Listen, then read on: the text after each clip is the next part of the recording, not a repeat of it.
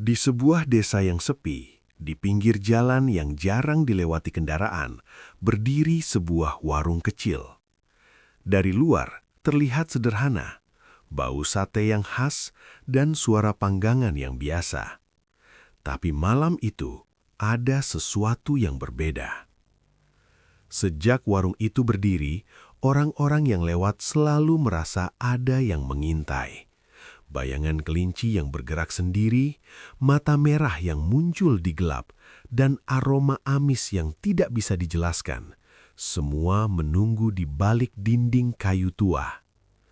Pak Roy, pria berumur 37 tahun, hanya ingin hidup sederhana bersama istrinya, Bu Warni, dan anak mereka, Bendot.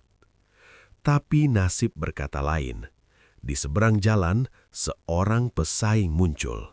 Sebuah godaan gelap menanti. Jalan pintas, kekayaan, dan kesuksesan, semuanya dibayar dengan sesuatu yang tak ternilai. Malam-malam yang tenang akan segera berubah menjadi neraka yang berdarah. Dan sekali kamu terseret ke dalam aroma sate kelinci ini, tidak ada jalan kembali. Inilah kisah pesugihan sate kelinci. Kisah tentang manusia, keserakahan, dan bayangan yang menagih nyawa. Kalau mau, aku bisa juga buat versi opening lebih dramatis untuk narasi YouTube dengan kalimat cliffhanger dan ketegangan maksimal agar penonton langsung tertarik. Apakah mau aku buat versi itu juga? Warung sate kelinci itu berdiri di pinggir jalan kabupaten yang jarang dilewati kendaraan besar. Bangunannya hanya terbuat dari kayu tua dan seng berkarat, dengan spanduk lusuh bertuliskan Sate Kelinci Pak Roy, yang warnanya sudah pudar dimakan matahari. Pak Roy, pria berusia 37 tahun, sudah berdiri sejak sore di depan panggangan. Asap tipis mengepul, tapi tak banyak orang yang berhenti. Tusuk-tusuk sate hanya berjejer rapi, nyaris tak berkurang sejak maghrib tadi. Di dalam warung, Bu Warni duduk sambil menghitung uang receh di atas meja. Cuma segini lagi, gumamnya pelan, takut terdengar oleh suaminya. Pak Roy pura-pura tidak mendengar. Ia tetap membolak-balik sate, meski hatinya ikut terbakar pelan. Sudah hampir 3 bulan warung mereka sepi.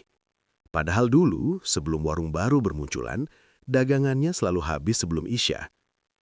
Di sudut warung, Bendot, anak pertama mereka yang baru berusia 8 tahun, duduk memeluk lutut. Matanya menatap kandang kelinci di belakang warung. Kelinci-kelinci itu diam, terlalu diam, tidak seperti biasanya. "Ayah?" Bendot memanggil lirih. "Iya, Dot," jawab Pak Roy tanpa menoleh. "Kelinci-kelinci itu kenapa nggak gerak dari tadi?" Pak Roy melirik sekilas ke arah kandang. Beberapa kelinci memang hanya menatap kosong, matanya memantulkan cahaya lampu bohlam redup. "Mungkin kedinginan," jawabnya singkat, mencoba menenangkan diri sendiri. Malam makin larut. Satu-satunya pelanggan hanyalah seorang supir motor yang membeli 2 tusuk sate, lalu pergi tanpa banyak bicara. Setelah itu warung kembali sepi. Hanya suara jangkrik dan gesekan angin yang menemani. Bu Warni menghela nafas panjang. "Besok bayar utang ke koperasi jatuh tempo, Mas," ucapnya pelan. Pak Roy terdiam. Tangannya berhenti membalik sate. Ia tahu itu. Bahkan ia juga tahu uang mereka tak akan cukup. Saat menutup warung, Pak Roy berdiri agak lama di depan kandang kelinci. Salah satu kelinci menatapnya lurus, seolah memahami kegelisahannya. Ada perasaan tak enak yang tiba-tiba merambat. Pagi itu, Pak Roy membuka warung lebih awal dari biasanya. Udara masih dingin, embun belum sepenuhnya menghilang dari rumput di pinggir jalan. Ia berharap dengan membuka lebih cepat, ada lebih banyak pelanggan yang singgah. Namun harapan itu perlahan runtuh saat ia melihat sesuatu di seberang jalan. Sebuah warung baru berdiri tak sampai 50 meter dari warungnya. Spanduknya masih baru, kainnya putih bersih, tulisannya besar dan mencolok. Sate Kelinci Bu Muna, empuk, gurih, dijamin nagih. Pak Roy mematung, dadanya terasa sesak. Perempuan pemilik warung itu keluar membawa baki sate. Usianya sekitar awal 30-an. Wajahnya pucat, matanya tajam dan jarang berkedip. Rambutnya selalu diikat rapi. Ia tersenyum pada setiap orang yang lewat, tapi senyum itu entah kenapa terasa dingin. Sejak hari pertama, warung Muna langsung ramai. Motor dan mobil bergantian berhenti. Asap pembakaran sate mengepul tebal, aromanya menyebar sampai ke warung Pak Roy. Pelanggan yang biasanya duduk di bangku kayu Pak Roy, kini lebih memilih menyeberang jalan. "Maaf ya Pak, coba yang baru dulu," kata seorang pelanggan lama sambil tersenyum canggung. Pak Roy hanya mengangguk, meski hatinya seperti diremas. Menjelang sore, Bu Warni menghitung uang. Jumlahnya jauh lebih sedikit dari kemarin. "Mas, sejak warung itu buka, orang-orang jarang mampir ke sini," ucapnya lirih. Pak Roy tak menjawab. Matanya terus tertuju pada warung Muna. Ia memperhatikan sesuatu yang janggal. Kelinci-kelinci di kandang Muna tampak lebih besar. Bulunya bersih, tapi matanya merah dan menatap tajam, seolah hidupnya bukan sekedar hewan ternak. Malam harinya, Bendot mendekati ayahnya. "Ayah, Bu Muna itu seram." "Kenapa ngomong gitu?" Pak Roy mengerenyit. "Tadi Bendot lihat kelincinya berdiri, kayak orang." Pak Roy terkesiap, tapi cepat menepis pikiran itu.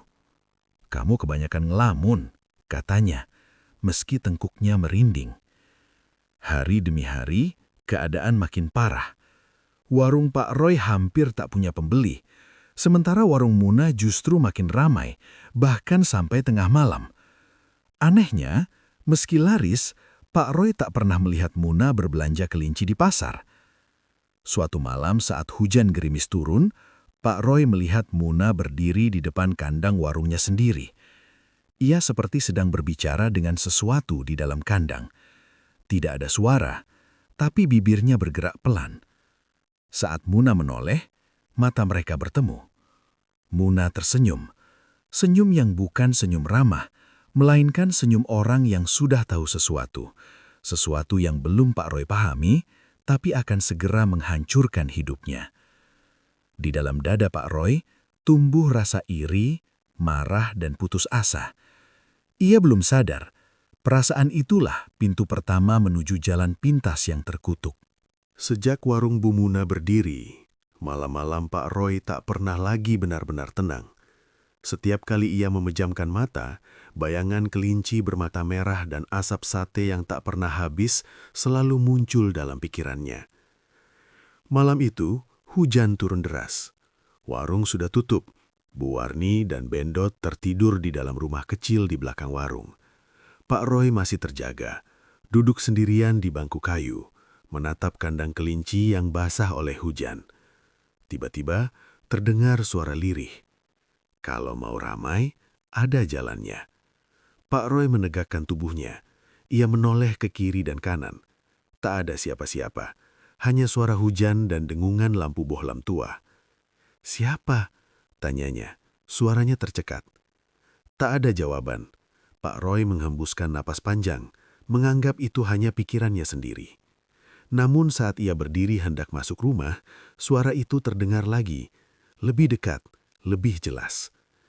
"Kamu capek berusaha, tapi kalah sama yang berani." Pak Roy merinding, keringat dingin mengalir di pelipisnya. Pandangannya tertuju ke arah jalan, tepat di bawah pohon besar yang sudah lama tak berdaun. Di sana berdiri seorang pria tua berpakaian hitam lusuh. Tubuhnya kurus, punggungnya sedikit membungkuk, wajahnya nyaris tak terlihat karena tertutup bayangan. "Bapak siapa?" tanya Pak Roy dengan suara gemetar. Pria tua itu melangkah mendekat tanpa suara. Ketika cahaya lampu mengenai wajahnya, Pak Roy terkejut. Wajah itu pucat keabu-abuan, matanya cekung dan hitam, seolah tak pernah tidur bertahun-tahun. "Saya cuma orang lewat," katanya pelan, "dan saya tahu kamu butuh pertolongan." Pak Roy menelan ludah. "Saya nggak butuh apa-apa." Pria tua itu tersenyum tipis. "Kamu bohong, utangmu menumpuk, dagangan sepi, anakmu butuh makan. Sementara di seberang jalan, kamu lihat sendiri." Ucapan itu seperti pisau. Pak Roy tak pernah menceritakan semuanya pada siapapun. Ada cara supaya warungmu kembali ramai, cepat, mudah, tanpa harus menunggu nasib berubah. Pak Roy mundur selangkah. "Cara apa?" Pria tua itu menoleh ke arah kandang kelinci. "Yang kamu jual bukan sekedar daging. Ada yang lebih berharga dari itu." Angin tiba-tiba berhembus kencang. Kelinci-kelinci di kandang Pak Roy bergerak serentak, menatap ke arah mereka. Mata mereka memantulkan cahaya aneh. "Pikirkan saja," kata pria tua itu sambil melangkah pergi. "Kalau kamu berubah pikiran, datanglah ke kandang tua di hutan malam Jumat Kliwon." Setelah itu, pria itu menghilang di balik hujan, seolah ditelan gelap. Malam-malam berikutnya, Pak Roy mulai sering bermimpi. Dalam mimpinya, warungnya ramai tak pernah sepi. Uang menumpuk di meja. Namun setiap kali ia menghitung uang itu, jari-jarinya berubah jadi tusuk sate yang berlumur darah.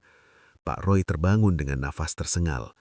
Dari luar kamar, terdengar Bendot berbicara sendiri. "Tenang, nanti ayah nurut." Pak Roy membatu. Ia sadar bisikan jalan pintas itu bukan lagi sekedar tawaran. Ia sedang menunggu jawabannya. Pagi itu, Pak Roy membuka warung lebih awal dari biasanya. Udara masih dingin, embun belum sepenuhnya menghilang dari rumput di pinggir jalan.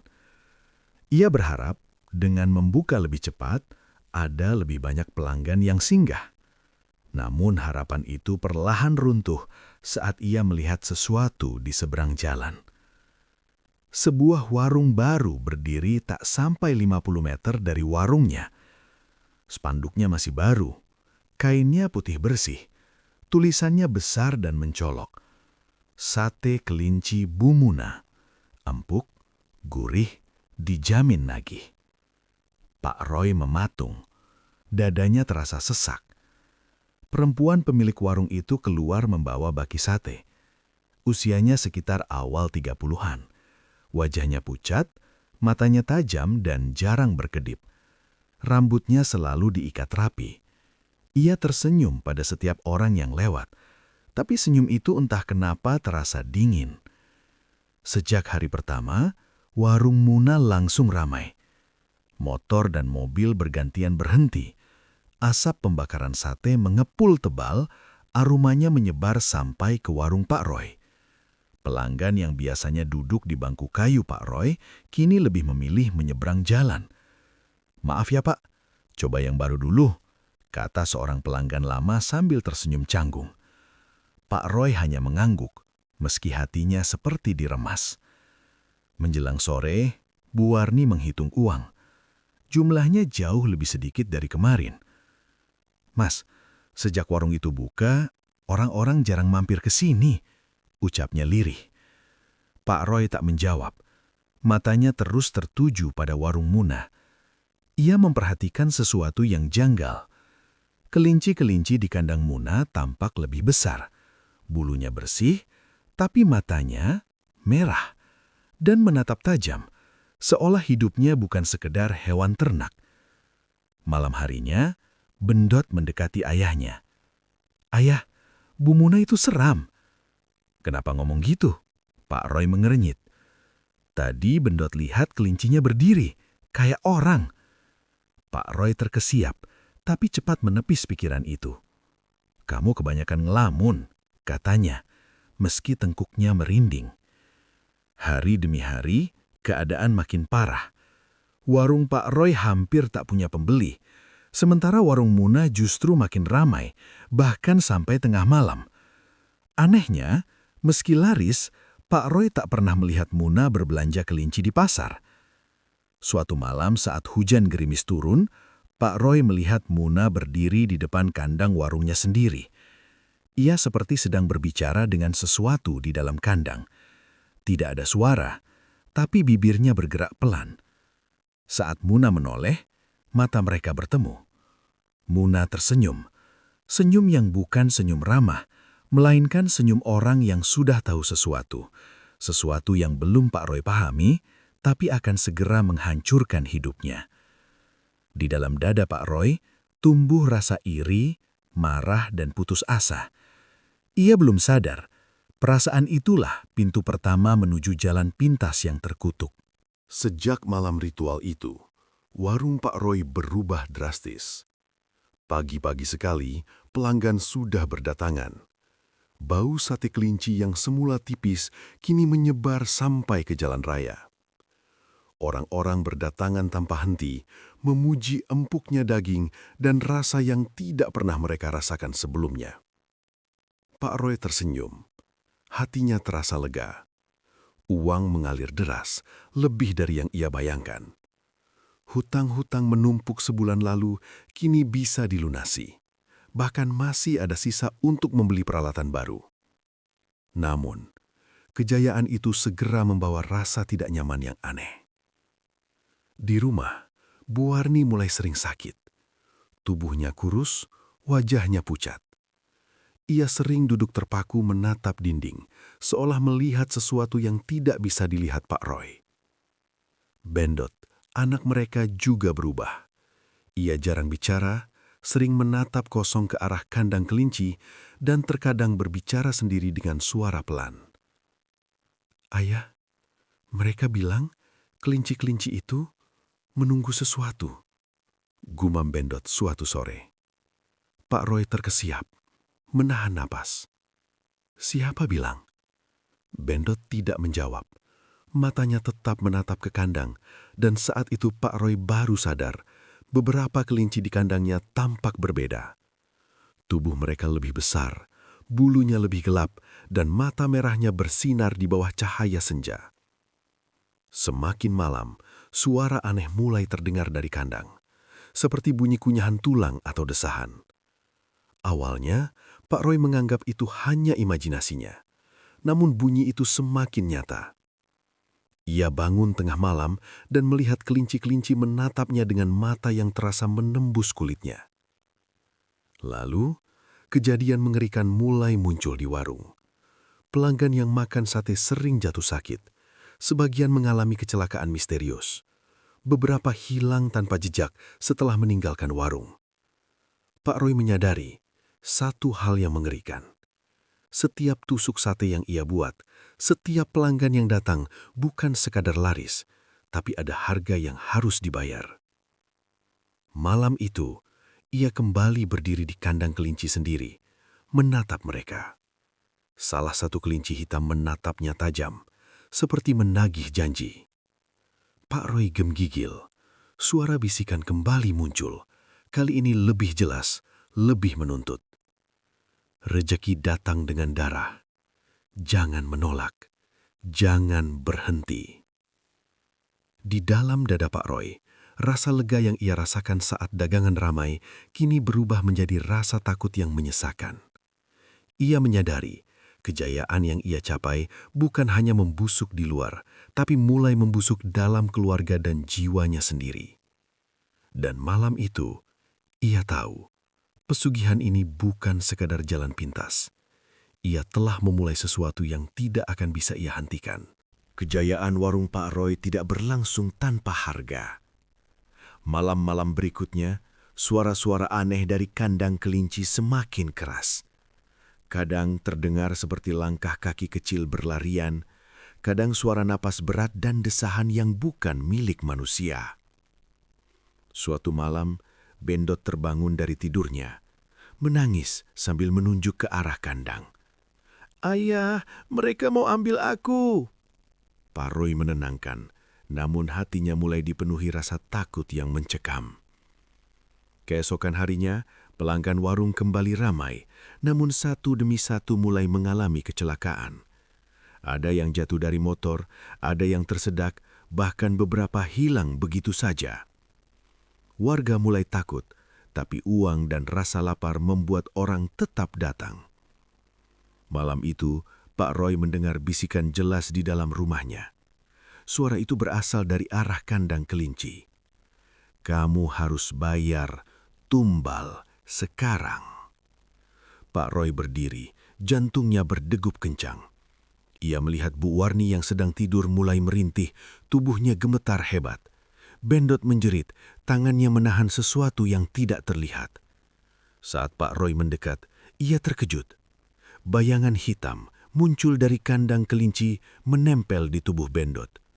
Mata Bendot kini merah, napasnya tidak normal. Tubuh anaknya kaku, seolah ada yang menuntunnya dari luar. Tidak, ini tidak mungkin, Pak Roy berbisik pada dirinya sendiri. Tiba-tiba, suara pria tua dari mimpi-mimpinya terdengar di rumah.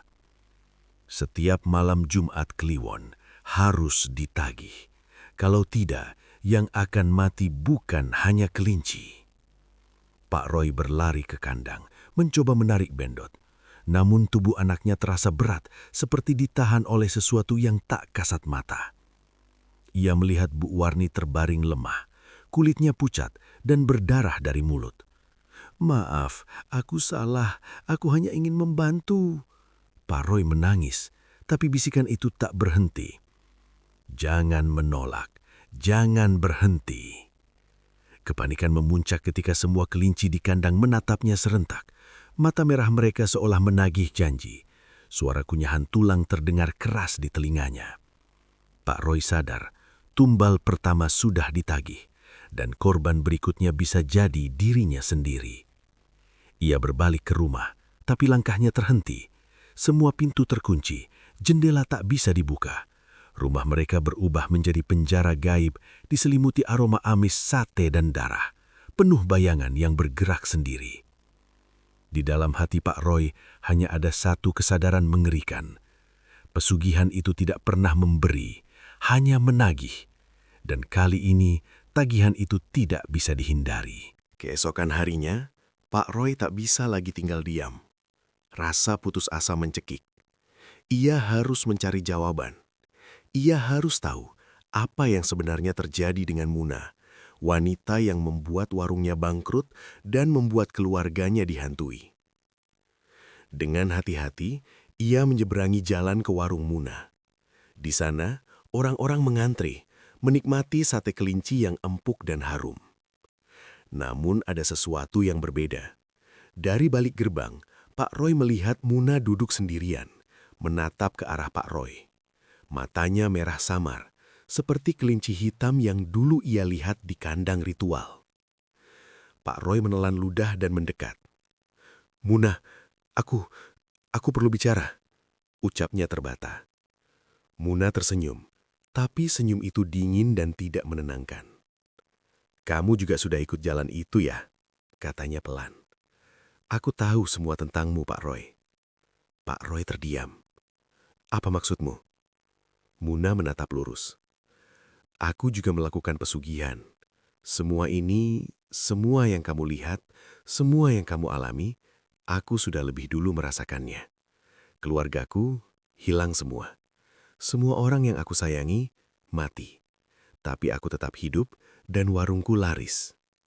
Pak Roy terkejut. Ia baru menyadari sesuatu yang mengerikan. Muna bukan pesaing biasa. Ia adalah orang yang sama-sama terikat oleh jalan pintas terkutuk itu. Muna mencondongkan tubuhnya, suara pelan tapi menusuk. "Kamu pikir ini hanya masalah dagangan?" "Tidak, Pak Roy. Ini soal hidup dan mati. Jika kamu mencoba berhenti, tumbal berikutnya bisa jadi anakmu sendiri." Pak Roy menjerit dalam hati. "Bendot!" Muna tersenyum getir. "Kalau mau selamat, jangan pernah menolak permintaan penjaga. Jangan pikir kamu bisa mengakhiri semua ini. Kita sama-sama korban dan pelaku. Pesugihan itu tidak pernah memberi kebahagiaan, hanya menunggu saatnya menagih." Pak Roy mundur, merasa darahnya membeku. Suasana di warung Muna terasa berbeda. Pelanggan ramai, tapi senyum mereka kosong, langkah mereka kaku. Bau amis yang samar ikut masuk ke hidungnya, mengingatkannya pada ritual di kandang tua. Saat Pak Roy kembali pulang, hujan mulai turun. Kandang kelinci di rumahnya tampak bergerak sendiri. Mata merah itu menatapnya, dan suara bisikan kembali terdengar. Tagihan berikutnya sudah dekat. Pak Roy sadar, ia tidak bisa lari. Ia tidak bisa mengalahkan Muna. Mereka terikat oleh pesugihan yang sama, dan satu-satunya jalan keluar adalah menghadapi konsekuensi yang mengerikan atau kehilangan segalanya. Dan malam itu, Pak Roy tahu, kehancuran keluarganya tidak lagi bisa dihindari. Kejayaan warung Pak Roy tidak berlangsung tanpa harga. Malam-malam berikutnya, suara-suara aneh dari kandang kelinci semakin keras. Kadang terdengar seperti langkah kaki kecil berlarian, kadang suara napas berat dan desahan yang bukan milik manusia. Suatu malam, Bendot terbangun dari tidurnya, menangis sambil menunjuk ke arah kandang. "Ayah, mereka mau ambil aku." Pak Roy menenangkan, namun hatinya mulai dipenuhi rasa takut yang mencekam. Keesokan harinya, pelanggan warung kembali ramai, namun satu demi satu mulai mengalami kecelakaan. Ada yang jatuh dari motor, ada yang tersedak, bahkan beberapa hilang begitu saja. Warga mulai takut, tapi uang dan rasa lapar membuat orang tetap datang. Malam itu, Pak Roy mendengar bisikan jelas di dalam rumahnya. Suara itu berasal dari arah kandang kelinci. "Kamu harus bayar tumbal sekarang." Pak Roy berdiri, jantungnya berdegup kencang. Ia melihat Bu Warni yang sedang tidur mulai merintih, tubuhnya gemetar hebat. Bendot menjerit, tangannya menahan sesuatu yang tidak terlihat. Saat Pak Roy mendekat, ia terkejut. Bayangan hitam muncul dari kandang kelinci menempel di tubuh Bendot. Mata Bendot kini merah, napasnya tidak normal. Tubuh anaknya kaku, seolah ada yang menuntunnya dari luar. "Tidak, ini tidak mungkin," Pak Roy berbisik pada dirinya sendiri. Tiba-tiba, suara pria tua dari mimpi-mimpinya terdengar di rumah. "Setiap malam Jumat Kliwon harus ditagih. Kalau tidak, yang akan mati bukan hanya kelinci." Pak Roy berlari ke kandang, mencoba menarik Bendot. Namun tubuh anaknya terasa berat, seperti ditahan oleh sesuatu yang tak kasat mata. Ia melihat Bu Warni terbaring lemah, kulitnya pucat dan berdarah dari mulut. "Maaf, aku salah. Aku hanya ingin membantu." Pak Roy menangis, tapi bisikan itu tak berhenti. "Jangan menolak, jangan berhenti." Kepanikan memuncak ketika semua kelinci di kandang menatapnya serentak. Mata merah mereka seolah menagih janji. Suara kunyahan tulang terdengar keras di telinganya. Pak Roy sadar, tumbal pertama sudah ditagih, dan korban berikutnya bisa jadi dirinya sendiri. Ia berbalik ke rumah, tapi langkahnya terhenti. Semua pintu terkunci, jendela tak bisa dibuka. Rumah mereka berubah menjadi penjara gaib, diselimuti aroma amis sate dan darah, penuh bayangan yang bergerak sendiri. Di dalam hati Pak Roy hanya ada satu kesadaran mengerikan. Pesugihan itu tidak pernah memberi, hanya menagih. Dan kali ini, tagihan itu tidak bisa dihindari. Pagi berikutnya, warung Pak Roy tampak sepi. Tidak ada asap, tidak ada pelanggan, hanya sisa-sisa kehancuran. Lantai basah oleh darah, pecahan piring, dan bau amis yang menusuk hidung. Kandang kelinci kosong. Tidak ada bunyi geraman, tidak ada mata merah yang menatap. Tetapi Pak Roy, Bu Warni, dan Bendot semuanya hilang. Warga desa yang datang melihat rumah itu hanya menemukan kehancuran. Bau sate masih tercium samar, seolah menandakan ritual itu baru saja terjadi. Tidak ada jasad yang utuh. Darah bercampur lumpur membentuk jejak yang membawa ke kandang tua di hutan. Tapi begitu mereka mendekat, kandang itu lenyap, digantikan tanah basah dan daun yang berserakan. Di seberang jalan, warung Muna tetap ramai. Ia menatap arah rumah Pak Roy yang hancur. Senyum dingin tetap di wajahnya. Matanya tetap merah samar, seperti kelinci hitam yang dulu ada di ritual. Tidak seorang pun berani bertanya. Semua orang tahu, pesugihan itu tidak memberi, hanya menagih. Bulan mulai muncul di langit. Cahaya pucatnya menyorot warung Pak Roy yang terbengkalai. Dan di tengah kandang kosong, satu tusuk sate tertancap di tanah. Ujungnya berlumur darah yang entah dari siapa. Sebuah simbol bisu. pesugihan telah membayar tagihan terakhirnya. Warga desa berbisik-bisik. Beberapa yang penasaran mendengar suara kecil dari rumah itu, seperti suara bendot memanggil, "Ayah, Bu, tolong!" Namun suara itu hanyalah gema, tidak ada yang hidup untuk menjawab. Muna tersenyum lagi. Pesugihan itu telah berjalan sempurna, warungnya laris, hidupnya aman, tetapi ia juga tahu kutukan itu belum berhenti. Suatu saat, tagihan lain akan datang dan tidak ada yang bisa menghindarinya. Dan bagi siapapun yang mendengar kisah ini, satu hal jelas, pesugihan sate kelinci bukan jalan pintas. Ia adalah neraka yang menunggu siapapun yang mencoba mengambilnya. Malam itu, angin membawa aroma amis sate ke seluruh desa. Bayangan kelinci hitam muncul sesaat di pinggir jalan, matanya merah menatap kosong. Pesugihan itu belum selesai. Warung Pak Roy kini tinggal puing. Bau amis sate masih tercium samar di udara, meski api telah padam dan darah lama telah mengering. Tidak ada seorang pun dari keluarga Pak Roy yang tersisa. Bendot, Bu Warni, dan Pak Roy sendiri lenyap, hanya meninggalkan jejak kehancuran dan ketakutan yang membekas di desa. Di seberang jalan, warung Muna tetap ramai. Senyum dinginnya menatap arah rumah Pak Roy yang hancur. Ia tahu pesugihan itu telah menagih seluruh tagihan terakhirnya. Namun, meski hidupnya aman dan dagangannya laris, ia juga sadar kutukan itu tidak berhenti. Suatu malam, bayangan hitam akan kembali menagih, dan tidak ada yang bisa melarikan diri. Di malam yang sunyi, angin membawa aroma amis sate kelinci ke seluruh desa. Bayangan hitam dengan mata merah sesekali muncul di pinggir jalan, menatap kosong, menunggu korban berikutnya. Pesugihan itu bukan sekadar jalan pintas, ia adalah neraka yang mengintai mereka yang serakah. Dan siapapun yang tergoda akan menemukan bahwa harga yang harus dibayar tidak hanya berupa darah, tetapi seluruh hidup mereka.